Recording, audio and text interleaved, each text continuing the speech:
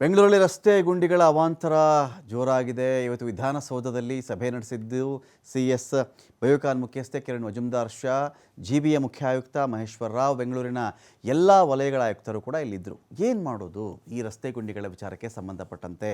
ಈ IT-BT ವಲಯಗಳ ಕಂಪನಿಗಳು ನಾವು ಹಿಂಗಾದರೆ ಬಿಟ್ಟು ಹೋಗ್ಬಿಡ್ತೀವಿ ಬೆಂಗಳೂರನ್ನು, ಏನು ಇಷ್ಟೊಂದು ರಸ್ತೆ ಗುಂಡಿಗಳಿದೆ ಅಂತೆಲ್ಲ ಕೇಳಿದಾಗ DK ಶಿವಕುಮಾರ್ ಅವರು ಹೇಳೇಬಿಟ್ರು, ಬಿಟ್ಟು ಹೋಗೋದಿದ್ದರೆ ಹೋಗಿ, ಈ ಧಮಕಿ ಬ್ಲ್ಯಾಕ್ ಮೇಲ್ ಎಲ್ಲ ನೀವು ಮಾಡಬಾರ್ದು.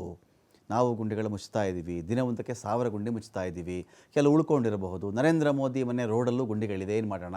ಈ ಥರ ಉತ್ತರ ಎಲ್ಲ ಬಂತಲ್ಲ. ಇದಾದ ಮೇಲೆ ಇವತ್ತು ಕಿರಣ್ ಮಜುಮ್ದಾರ್ ಶಾ ಸೇರಿದಂತೆ GBA ಮುಖ್ಯ ಆಯುಕ್ತರು ಸೇರಿದಂತೆ ಎಲ್ಲ ವಲಯಗಳ ಆಯುಕ್ತರುಗಳು ಸೇರಿದಂತೆ ಎಲ್ಲೂ ಕೂಡ ಭಾಗಿಯಾಗಿದ್ದರು. ಮುಖ್ಯಮಂತ್ರಿಗಳ ಸೂಚನೆಯ ಮೇರೆಗೆ CS ಸರ್ಕಾರದ ಮುಖ್ಯ ಕಾರ್ಯದರ್ಶಿ ಸಭೆಯನ್ನು ನಡೆಸ್ತಾರೆ. 3 ತಿಂಗಳ ಒಳಗೆ ಸಮಸ್ಯೆ ಬಗೆಹರಿಸುವ ಕುರಿತು ಚರ್ಚೆ ನಡೆದಿದೆ. ಇಲ್ಲಿ ಮೀಟಿಂಗ್ ಆಯಿತು, ತುಂಬ ಕಾಂಪ್ರಿಹೆನ್ಸಿವ್ ಮೀಟಿಂಗ್ ಇತ್ತು.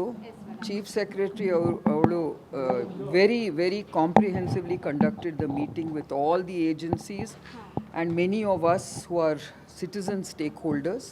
I think the good news is that Bangalore is a city where everyone works together. And today for the first time we have discussed yen maadbeku anta, from roads to garbage to debris.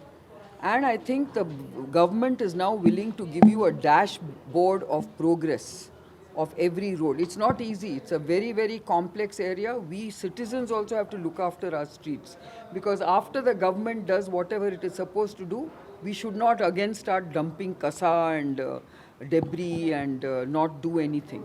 So I think we let the government do what it's promised to do. It has promised that in 90 days you will see visible change. Let us hope that that will happen, and then it is for us citizens to make sure that we maintain it. Meeting ಆಯಿತು, ತುಂಬ comprehensive meeting ಇತ್ತು. Chief secretary ಅವಳು